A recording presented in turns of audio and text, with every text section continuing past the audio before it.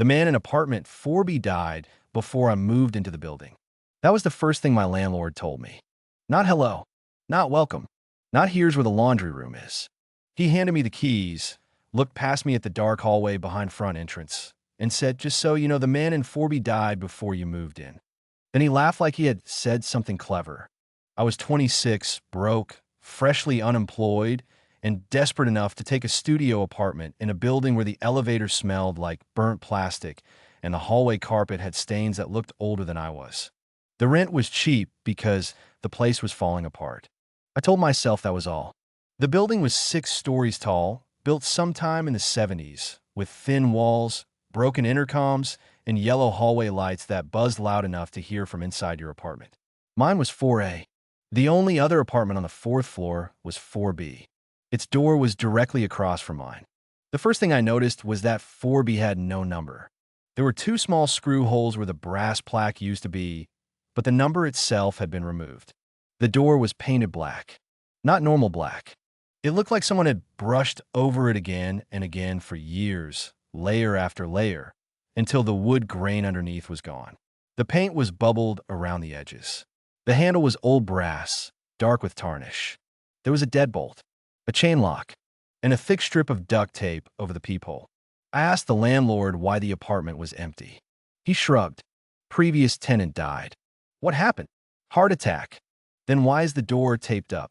He stared at it for a second. Then he said, people get weird about things. That should have been enough for me to leave. But cheap rent makes you stupid. The first night, I barely slept. The apartment itself was fine. Small but fine. The kitchen had 1 burner that worked. The bathroom fan rattled like it was trying to escape through the ceiling. The window faced an alley where someone threw glass bottles into a dumpster around 2 in the morning. Still, it was better than sleeping on my friend's couch. At 3:07 a.m., someone knocked on my door. 3 soft knocks. I opened my eyes. For a few seconds, I thought it was part of a dream. Then it came again. Knock, knock, knock. I lay completely still. The knocking was not loud. It sounded polite, like someone trying not to wake the neighbors. Then a man's voice spoke from the hallway. Excuse me. I did not move. Excuse me, the man said again. I think you have my package. I looked at the clock. 3:08 a.m. The voice came from directly outside my door. I think you have my package. I sat up slowly. The apartment was dark except for the streetlight coming through the blinds. My phone was on the floor beside the mattress. I grabbed it and opened the camera app. The peephole was on the other side of the apartment door. I had to get up to look. The man knocked again. Knock, knock, knock. Please, he said. It's important. I stood in the middle of the room, frozen. Then I heard something scrape across the hallway carpet. Slowly, like a box being dragged. The man spoke again. Could you open the door? His voice changed slightly. Not much. Just enough that I noticed. It was softer now. Closer. Please. I walked to the door. I wish I had not. I looked through the peephole. The hallway was empty. No man. No package. No movement. Just the buzzing yellow light at the far end. Then the light flickered. For 1 second, I saw someone standing directly in front of my door. So close that I could not see his face. Only the top of his head. Dark hair. Pale scalp. He was leaning forward, looking into the peephole from the other side. The hallway light flickered again. He was gone. I did not sleep after that. The next morning, I went downstairs and asked the landlord if anyone else lived on the 4th floor. He looked annoyed. There are only 2 units up there. Mine and 4B. Yeah. Is 4B empty? He stopped cleaning his glasses. Then he looked at me. Why? Someone was knocking on my door last night. He did not answer right away. Finally, he said, could have been somebody in the building. At 3 in the morning? He sighed. You're going to hear things. Old buildings make noise. But someone spoke. He put his glasses back on. Don't open the door for anyone you don't know. That was all he said.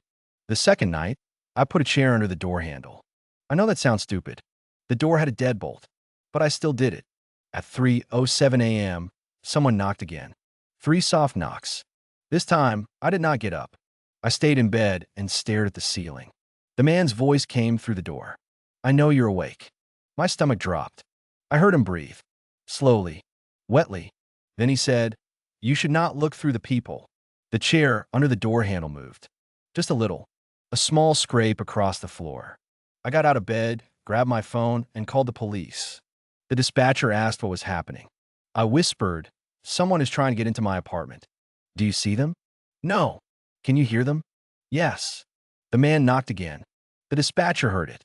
"Stay on the line," she said. "Officers are on the way." I stood in the kitchen, holding the phone against my ear. The man outside stopped knocking. For a moment, there was silence. Then I heard a key slide into the lock. I ran to the door. The deadbolt turned halfway. The chair slammed against it. I screamed. The dispatcher shouted something through my phone, but I could barely hear her over the sound of the handle rattling. Then it stopped. Everything stopped. 5 minutes later, the police arrived. They searched the hallway. Nothing. They checked the stairwell. Nothing. They asked if I had seen the person. I told them no. I told them about the key. They looked at the lock. There were no scratches. No marks. Nothing. One of the officers asked, "Do you have another key?" "No." "Anybody else?" "The landlord." They called him. He came upstairs in sweatpants and slippers, looking furious. He asked why the police were in his building. Then one of the officers asked him about apartment 4B. The landlord went quiet. Not nervous. Not confused. Quiet. The officer pointed at the black door across the hall. "Does anyone live there?" The landlord said, "No." "How long has it been vacant?" He looked at the floor. "About 11 years. The officer nodded. "Can we take a look?" The landlord shook his head. "No." "Why not?" "It's not available." "You mind opening it?" The landlord looked at me. I will never forget that look. Not anger. Not embarrassment. Fear. Real fear. Then he said, "The lock is broken." The officer stared at him. "The lock is broken?" "Yes." "So you can't get in?" "No." "Then why does it matter if we try?" The landlord swallowed. For a second, I thought he might say something. Instead, he looked at the black door and whispered, because he gets upset when people knock. Nobody moved. The hallway light buzzed overhead. Then, from inside apartment 4B, someone knocked. 3 soft knocks. Everyone heard it. The police officer nearest the door took one step back. The landlord closed his eyes, and a man's voice spoke from the other side. "Excuse me." The police left after that. They did not say why. They did not explain anything. They told me to stay somewhere else for the night. I did not. I should have. But I had nowhere to go, and I was too embarrassed to call anyone. So I locked my door. I shoved the chair back under the handle, and I stayed awake until morning. Nothing happened. For 3 days, nothing happened. Then I found the package. It was sitting outside my apartment door when I got home from the grocery store. Small brown box. No label. No name. No shipping number. Just a square cardboard box with clear tape wrapped around it. I stared at it for a long time. Then I picked it up. It was cold. Not cool. Cold. Like it had been sitting in a freezer. I brought it inside. I should have thrown it away. Instead, I opened it. Inside was an old cassette tape. The kind people used before CDs. There was a strip of masking tape on the front. Written in black marker were 3 words. "For the new tenant." My hand started shaking. I did not own a cassette player. But the building laundry room had one of those old radios on a shelf near the vending machines. I remembered seeing it the first time I toured the place. That night, I took the tape downstairs. The laundry room was empty. The lights flickered as I walked in. I put the cassette into the radio. For a second, nothing happened. Then I heard static. A long hiss. After that, a man began speaking. His voice was low and tired. "My name is Daniel Reese." He paused. "I lived in apartment 4B. I stopped breathing." The tape continued. "If you are hearing this, then he has started knocking on your door." The room felt colder. "I don't know what he is," the man said. "I don't know how long he has been here, but I know he was not in the apartment when I moved in." Static crackled. I heard him first through the wall. Then I heard him in the hallway. Then he started asking me to open the door. The man's breathing got heavier. He always says something different. Sometimes he says he needs help. Sometimes he says he has a package. Sometimes he uses someone you love. I thought about my grandmother. The man on the tape kept speaking. "He can hear you through the peephole. Do not look through it. Do not answer him. Do not say his name." I whispered, "What name?" The tape stopped. The lights went out. I stood in total darkness. Then someone spoke behind me. "Daniel."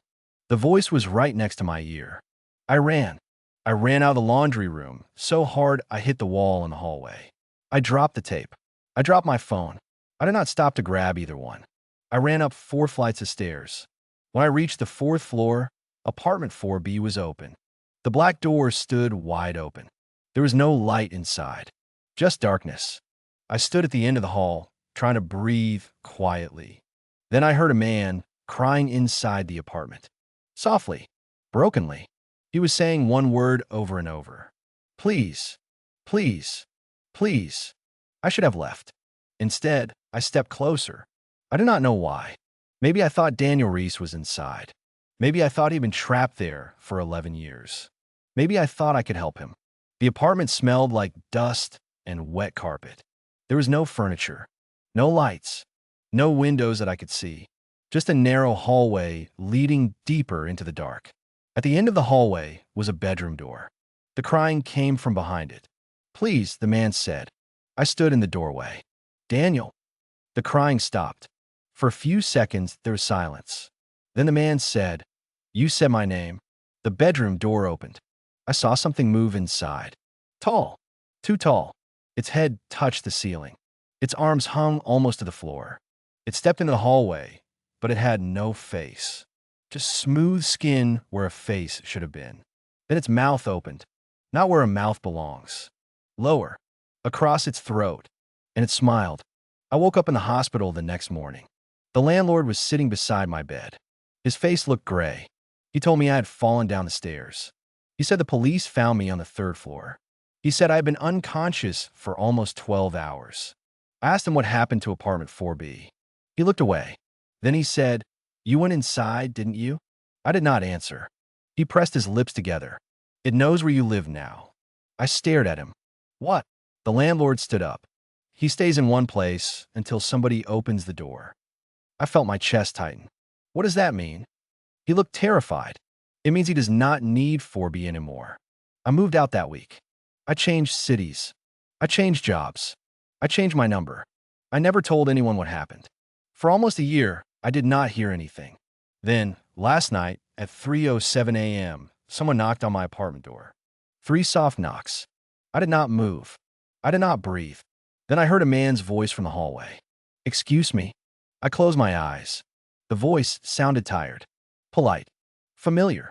"I think you have my package." Then he whispered something that made my blood turn cold. "Daniel said you would open the door eventually."